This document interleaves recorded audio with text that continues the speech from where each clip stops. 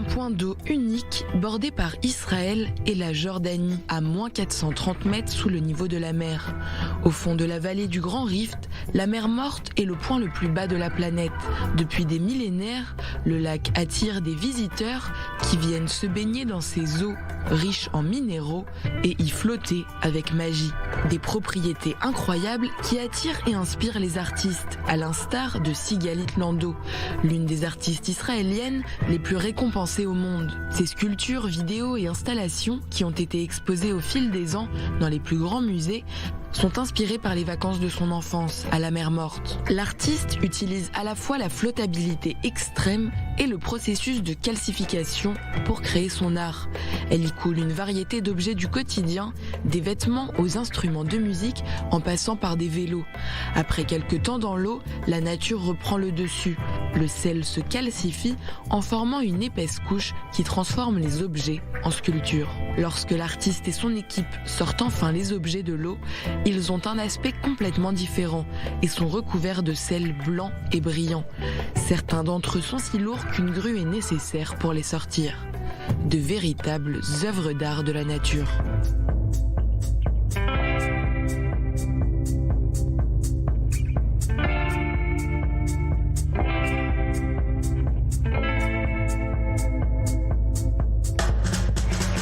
David Vannucci, créateur de mode, tire quant à lui avantage des propriétés de ce lieu pour créer des jeans uniques. Laurent David Vannucci, bonjour. Nous sommes à la mer Morte. Vous êtes le créateur de la marque Masada Jeans. Alors nous sommes ici 430 mètres en dessous du niveau de la mer. Pourquoi ici ? En fait, Masada Jeans, c'est une sélection de jeans vintage de grandes marques que j'ai sélectionnées à chacun de mes voyages. Je les sélectionne pour la qualité de leur toile. Et ensuite, je les amène dans mon atelier à Tel Aviv et je recoupe chaque ligne. Je repense, je redessine chaque ligne et je les retravaille avec soin. Et ensuite, je voyage jusqu'ici et je délave chaque pièce une par une. Je prends le temps. À travers ce cadre, on est complètement déconnecté et ça permet de pouvoir travailler de manière sereine. Les étapes sont bien précises. Pour créer cet aspect vieilli, la technique du ponçage, une méthode ancestrale. Le processus, c'est de prendre une pièce dans un bac, verser de l'eau de la mer Morte dessus, donc vraiment l'imprégner de ce minéral, et ensuite l'exposer pendant un certain temps au soleil.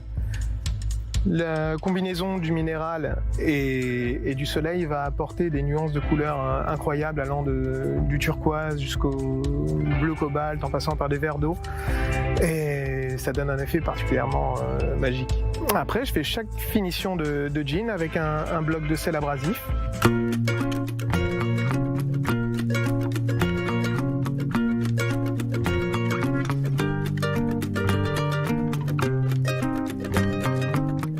Retour aux sources, à la matière, aux sensations, au silence et à l'artisanat. La production du jean est très polluante. Objectif, produire sans détruire. Et aujourd'hui, dans ce lieu si particulier, vous avez de grands industriels qui surexploitent ce sel. L'idée de la marque, c'est de rien produire, d'essayer d'avoir un minimum d'impact sur l'environnement. Donc c'est pour ça qu'on utilise des jeans de seconde main. Les paysages sont magiques, c'est splendide. Qu'est-ce que ça fait de venir travailler ici ? On aimerait tous avoir ce genre de bureau. C'est une déconnexion totale. Ici, c'est l'endroit où on peut vraiment déconnecter. On a un paysage qui est complètement lunaire. C'est empreint d'histoire, de spiritualité et c'est un endroit particulièrement inspirant. Cependant, la zone est désormais percée de cratères. L'eau bleue recule d'environ 1 mètre chaque année, laissant derrière elle un paysage lunaire blanchi par le sel et perforé de trous béants. Si les scientifiques alertent depuis de nombreuses années, leurs prévisions alarmistes n'ont pas semblé faire réagir l'opinion publique ni les gouvernements. Alors l'art a décidé de s'en mêler pour éveiller les consciences. Afin de mettre en valeur la beauté de la mer Morte et de préserver ses merveilles avant qu'elles ne disparaissent, l'américano-israélien Arif Rushter a sollicité son ami new-yorkais Spencer Tunick, photographe connu dans le monde entier pour ses photos de nus emblématiques. My interest in the Dead Sea all came together because of the art project that I created with Spencer Tunick in 2011, where we brought 1,200 people down to the Dead Sea and they floated naked for his art installation. Now, it took me about 2 or 3 years to prepare that installation. And when I brought Spencer to Israel and we went to see the Dead Sea, we understood the environmental issues that were facing it. We realized that the work that we're doing would be super important because it could create world attention, hopefully start a wave to help to draw people to actually help resolve the issues of the Dead Sea. La première session photo de Spencer a eu lieu en 2011. 1200 Israéliens se sont déshabillés pour prendre part au projet. People were very interested and very excited to be a part of it. We opened the registration website. We actually made sure people, if they wanted to be part of it, we limited to 600 men and 600 women.